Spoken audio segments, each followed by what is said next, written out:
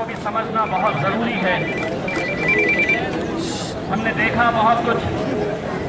पढ़ा बहुत कुछ। कोल्हापुर के विशालगढ़ में एक किला है जिसके बाजू 1702, जितना इतिहास मैंने पढ़ा है, 1702 से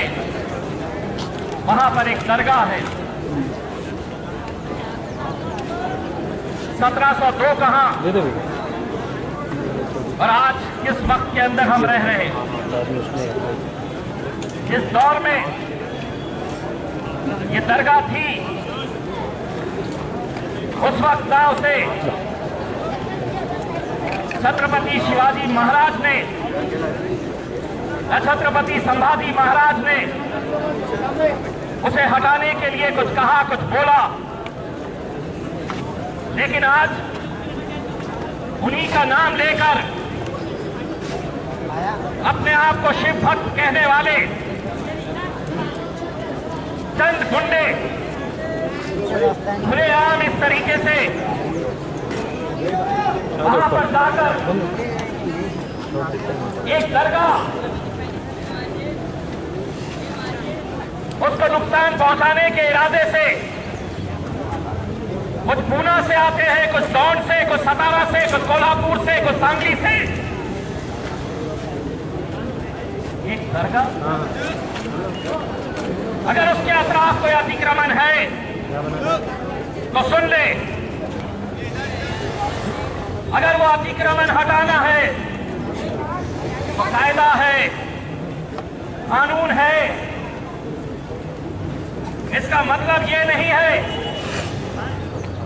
कोई लाठी, डंडे, पत्थर और तलवार लेकर जाएगा और अपनी ताकत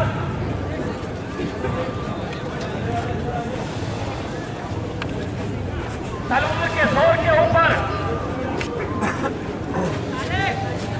इस तरह की हरकतें होगी। पुलिस की मौजूदगी में या सीआईडी नहीं थी, या इंटेलिजेंस को नहीं पता था कि कितनी गाड़ियां पुलिस ये गुंडों की पुणे से निकली है, या आईबी को नहीं पता था।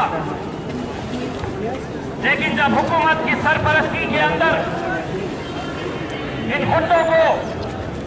खुली छूट दी गई है, आप इम्तियाज अली के घर पे आइए, मैं वो बर्दाश्त कर सकता हूं, लेकिन मेरी मस्जिद, मेरी इबादत का,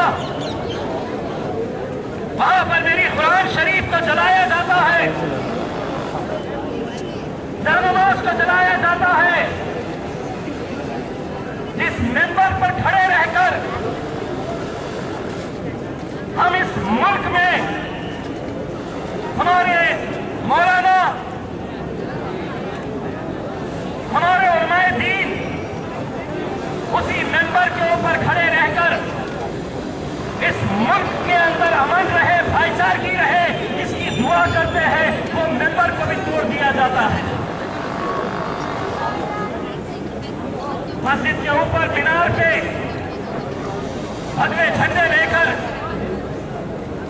कैसे तोड़फोड़ की जाती है, कैसे नारे लगाए जाते हैं। मैं उन तमाम गुंडों से एक बात पूछना चाहता हूं, आपका मजहब, आपका धर्म आपका है, मेरा मजहब मेरा है, लेकिन जब मस्जिद में आप आतंक मचा रहे, तोड़फोड़ कर रहे, हाथ में भगवे झंडे लेकर भगवान राम के नारे लगा रहे, तो मैं तुमसे पूछना चाहता हूं, इस मजहब ने और इस भगवान ने तुम्हें ये इख्तियार दिया है, ये इजाजत दी है कि जाओ किसी दूसरे मजहब की इबादत गाहों के अंदर जाकर इस तरह की तोड़फोड़ करो,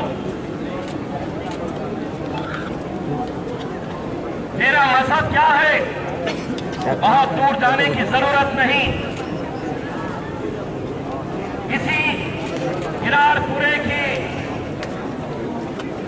राम मंदिर के ऊपर जब हमला हो रहा था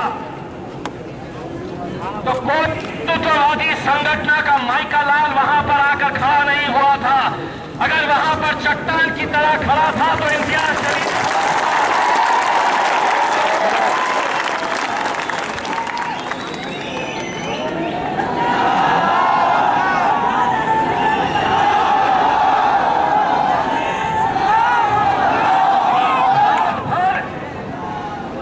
रात भर अपनी जान जोखिम में डालकर इम्तियाज जलील वहां पर तुम्हारी मंदिर, तुम्हारे आस्था का स्थान, उसकी सुरक्षा के लिए